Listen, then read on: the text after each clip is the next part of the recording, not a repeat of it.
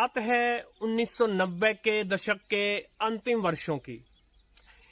दूरदर्शन पर प्रादेशिक भाषा में जो फिल्म दिखाई जाती थी उसमें दक्षिण भारत में तमिल की फिल्म बॉम्बे आई हुई थी साथियों। मणिरत्नम साहब की डायरेक्टेड थी, AR रहमान साहब का इसमें म्यूजिक था। और यदि आपने इस चैनल के सभी वीडियो देखे हैं तो PS1 और PS2 जो अभी मणिरत्नम और AR रहमान की फिल्म आई थी, दोनों पार्ट, उनके मैंने रिव्यू भी किए थे और उनमें मैंने बताया था कि मैं मणिरत्नम साहब की फिल्मों का जबरदस्त फैन हूँ, कट्टर फैन हूँ साथियों। उनकी तमिल, इन तेलुगु भी फिल्में, मैंने ऐसे भी फिल्में देखी हैं DVD पर साथियों जिनमें सबटाइटल्स नहीं थे। और मैं उत्तर भारत से हूँ, हरियाणा से हूँ, मुझे न तमिल आती न तेलुगु, लेकिन फिर भी बिना सबटाइटल के भी मैंने उनकी फिल्में देखी हैं और समझी हैं साथियों। उन दिनों मेरे पिताजी का तबादला उत्तर प्रदेश में था। जब तक हम हरियाणा में थे हमने कभी बिजली की इतनी किल्लत नहीं देखी थी जितनी की उत्तर प्रदेश में थी। पूरे दिन भर में 5-6 घंटा ही बिजली रहती थी। मैं ईश्वर से प्रार्थना कर रहा था कि बिजली ना जाए ना जाए ना जाए। उस समय इन्वर्टर का कंसेप्ट उतना हिट नहीं हुआ था और तभी बिजली चली गई साथियों। तब मैं ये भी नहीं जानता था कि रेडियो पर टीवी चल सकता है।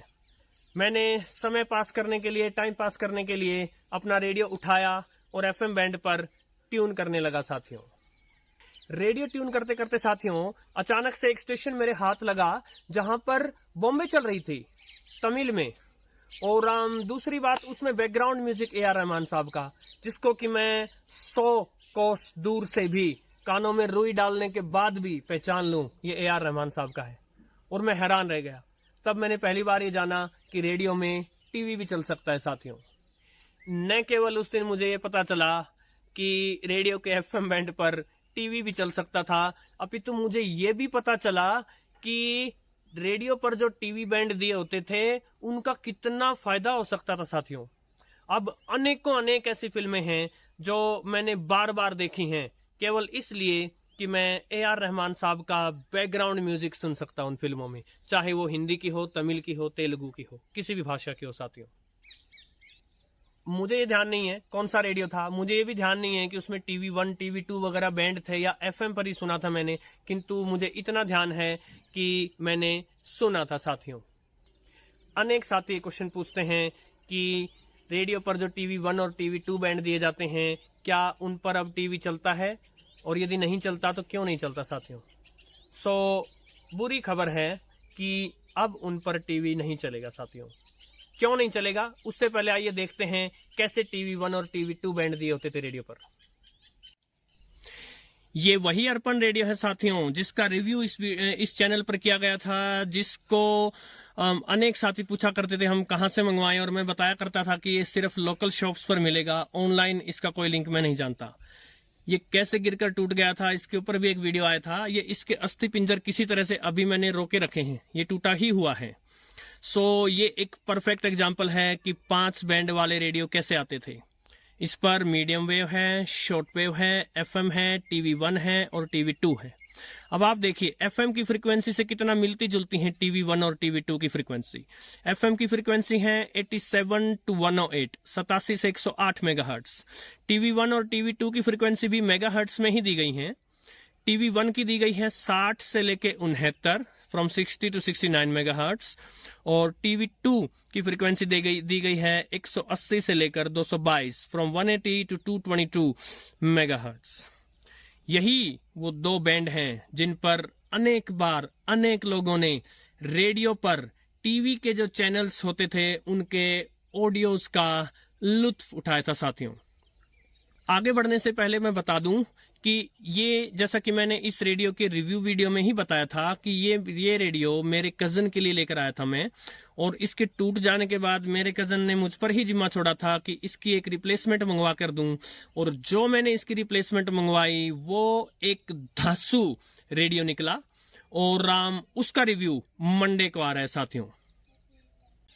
आज टेलीविजन डिजिटल हो चुका है, पहले ये एनालॉग था। अब एनालॉग में और डिजिटल में क्या अंतर है इसका एक प्रॉपर वीडियो बाद में आएगा, किंतु बहुत हद तक ये बात मैं उस वीडियो में बता चुका हूं जो मैंने DRM डिजिटल रेडियो मोंडियाल पर बनाया था। उसका लिंक मैं डिस्क्रिप्शन में दे रहा हूं। मोटे मोटे तौर पर एनालॉग सिग्नल कंटिन्यूअस होता है और डिजिटल सिग्नल कभी 1 कभी 0, कभी 1 कभी 0, इस प्रकार डिसकंटिन्यूअस होता है। सो जिन दिनों एनालॉग टेलीविजन चलता था उन दिनों उसका जो ऑडियो होता था, जो उसका साउंड होता था, वो फ्रीक्वेंसी मॉड्यूलेशन करके भेजा जाता था, यानी एफएम टेक्निक पर भेजा जाता था। किंतु उसकी फ्रीक्वेंसी वो नहीं होती थी जो आपके एफएम बैंड पर होती है। एफएम बैंड पर आपने देखा होगा हमारे देश में जो फ्रीक्वेंसी एलोकेटेड है वो है 87.5 मेगाहर्ट्ज से 108 मेगाहर्ट्ज, 87.5 मेगाहर्ट्ज से 108 मेगाहर्ट्ज। साथियों, जो एनालॉग सिग्नल्स छोड़ने के लिए टेलीविजन के उस समय जो तकनीक इस्तेमाल की जाती थी साथियों, जो एनालॉग टेलीविजन का सिस्टम था, उसको कई नामों से जाना जाता है।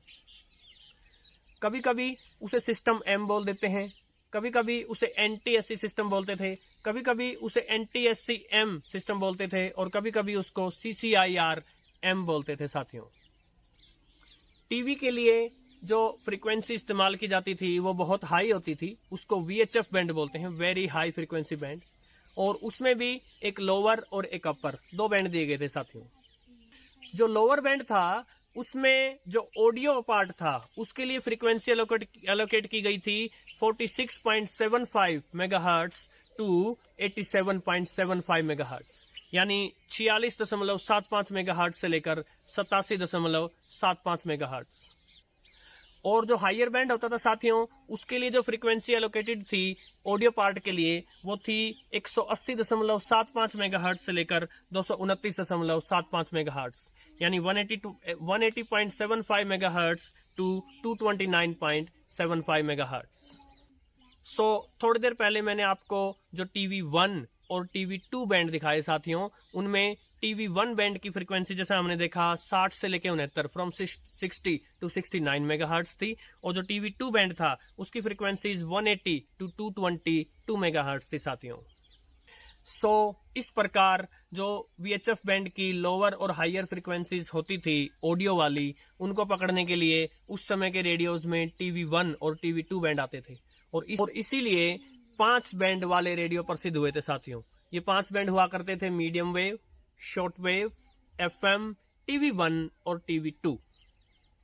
सो आशा है जो नए साथी अब रेडियो से जुड़े हैं, जो उस समय का जिनको कोई अनुभव नहीं है, उन्हें पता चल गया होगा कि एक समय टीवी के स्टेशंस का ऑडियो जो है वो रेडियो पर सुन सकते थे, और जैसा मैंने शुरुआती उदाहरण दिया उसका अपना फायदा था, उसका भी अपना एक आनंद था। साथियों, और जाते जाते ये बता दूं, आज क्योंकि टीवी डिजिटल हो गया है, सो उसका ऑडियो भी डिजिटली एनकोडेड होकर आता है, तो आप जो 5 बैंड वाले रेडियो हैं, जो एनालॉग रेडियो हैं, उन पर आप टीवी नहीं सुन सकते।